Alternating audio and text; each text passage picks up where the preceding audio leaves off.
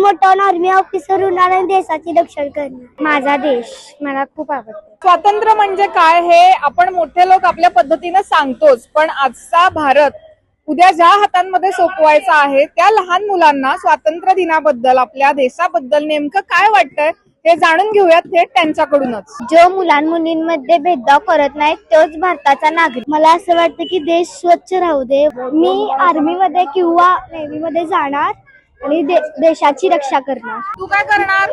मी खूप सारी झाडे लावणार. मला आर्मीत जाऊन सगळ्यांसाठी चांगलं वागायचं आहे, देशासाठी चांगलं वागायचं आहे आणि कचरा करायचा नाही.